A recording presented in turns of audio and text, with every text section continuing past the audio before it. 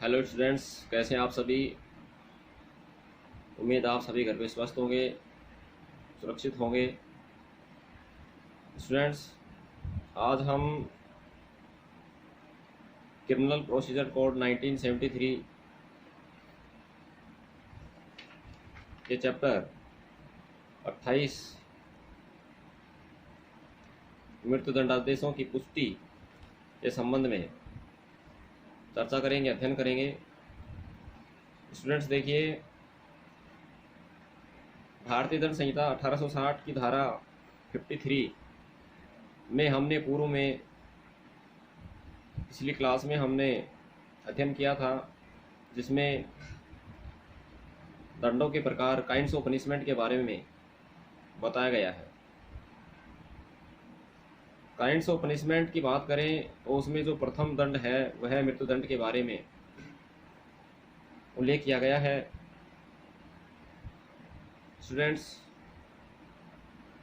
मृत्युदंड या मृत्युदंडादेश की बात करें तो यह दंड गंभीर एवं खतरनाक प्रकृति के अपराधों में, मामलों में दिया जाता है, क्योंकि इस दंड के माध्यम से एक व्यक्ति का, एक अपराधी का जो जीवन है उसका अंत कर दिया जाता है। भारत के संविधान के आर्टिकल 21 में भी ये स्पष्ट किया गया है कि किसी भी व्यक्ति को उसके प्राण एवं दैहिक स्वतंत्रता के अधिकार से केवल विधि द्वारा स्थापित प्रक्रिया के द्वारा ही वंचित किया जा सकता है, अन्यथा नहीं। तो यहाँ पर हम बात करें तो एक अपराधी है जिसने गंभीर या खतरनाक प्रकृति का कोई अपराध किया है, उसको मृत्युदंडादेश दिया जाता है तो वह विधि द्वारा स्थापित प्रक्रिया के द्वारा ही दिया जाता है।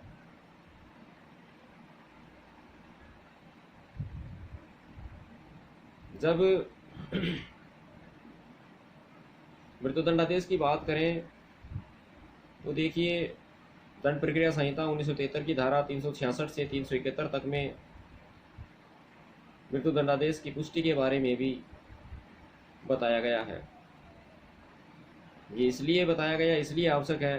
कि जब भी सेशन न्यायालय अभियुक्त को, अपराधी को मृत्युदंडादेश देता है तो उच्च न्यायालय उस दंडादेश, उस आदेश की शुद्धता, अर्थात कि दंडादेश उचित एवं न्यायसंगत आधारों पर दिया गया है या नहीं, की जांच करेगा और देखेगा कि वह निर्णय, वह आदेश सही है या गलत है, उसके गुण दोषों पर विचार करेगा। इसके पश्चात ही, पुष्टि होने के पश्चात ही उस दंडादेश का निष्पादन होगा। स्टूडेंट्स, जब भी सेशन न्यायालय किसी अपराधी को, किसी अभियुक्त को मृत्युदंडादेश देता है तो वह दंड प्रक्रिया संहिता 1973 की धारा 366 के अंतर्गत उस दंडादेश को, उस निर्णय को या उस मामले को पुष्टि के लिए उच्च न्यायालय के पास भेजेगा, प्रेषित करेगा।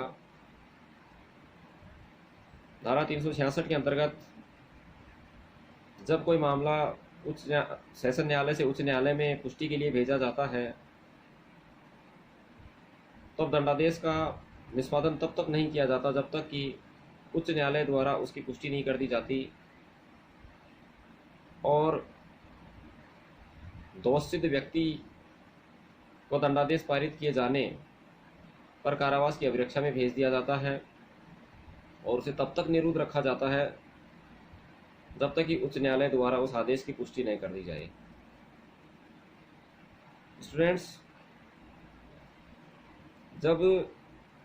उच्च न्यायालय के पास मामला पुष्टि के लिए आता है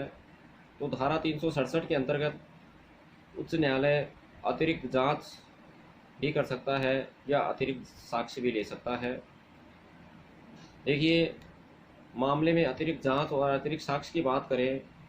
तो जब कोई दंडादेश सेशन न्यायालय से उच्च न्यायालय में पुष्टि के लिए आता है तब उच्च न्यायालय की यह राय है कि दोष सिद्ध किए गए व्यक्ति कि दोषिता या निर्दोषिता से संबंधित किसी पर्सन पर कोई अतिरिक्त साक्ष्य की जानी चाहिए या कोई अतिरिक्त जांच होनी चाहिए, तब देखिए या तो उच्च न्यायालय स्वयं जांच कर सकेगा या अतिरिक्त साक्ष्य ले सकेगा, अथवा सेशन न्यायालय को ऐसी जांच करने या साक्ष्य लेने के लिए निर्देश दे सकता है। और देखिए, जब उच्च न्यायालय अन्यथा निर्देश न दें, दोष सिद्ध व्यक्ति को जांच किए जाने तक अथवा साक्ष्य लिए जाने के समय उपस्थित होने से अभिमुक्ति भी दी जा सकती है। यदि जांच अथवा साक्ष्य सेशन न्यायालय द्वारा की जाती है, तो ऐसी जांच या साक्ष्य के परिणाम की प्रमाणित प्रति उच्च न्यायालय को भेजी जाएगी। इस प्रकार से उच्च न्यायालय अतिरिक्त जांच और अतिरिक्त साक्ष्य के बारे में भी विचार कर सकता है। स्टूडेंट्स, जब अतिरिक्त जांच या अतिरिक्त साक्ष्य के स्तर के बाद की बात करें, तो इसके बाद में धारा 368 में बताया गया है कि दंडादेश को पुष्ट करने या दोष सिद्धि को बातिल करने की हाईकोर्ट की शक्ति के बारे में। देखिए, जब सेशन न्यायालय से कोई मामला उच्च न्यायालय में धारा 366 के अंतर्गत पुष्टि के लिए आता है, तो उच्च न्यायालय चाहे तो उस दंडादेश की पुष्टि कर सकता है या विधि द्वारा प्राधिकरण कोई अन्य दंडादेश दे सकता है, अथवा दोष सिद्धि को बातिल कर सकता है और अभियुक्त को किसी ऐसे अपराध के लिए दोष सिद्ध कर सकता है जिसके लिए सेशन न्यायालय उसे दोष सिद्ध कर सकता था, या उसी या संशोधित आरोप पर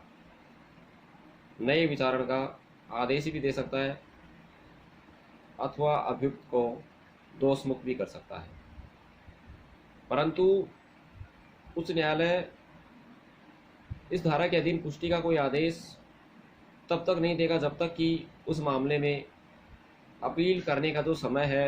वह अवसान न हो जाए, अवधि समाप्त नहीं हो जाए। और यदि अपील कर दी गई है तो जब तक कि अपील का निपटारा न हो जाए तब तक उस मामले में पुष्टि नहीं की जाएगी। इसके बाद में हम बात करें कि जब हाईकोर्ट पुष्टि करता है, तब नया दंडादेश देता है, तो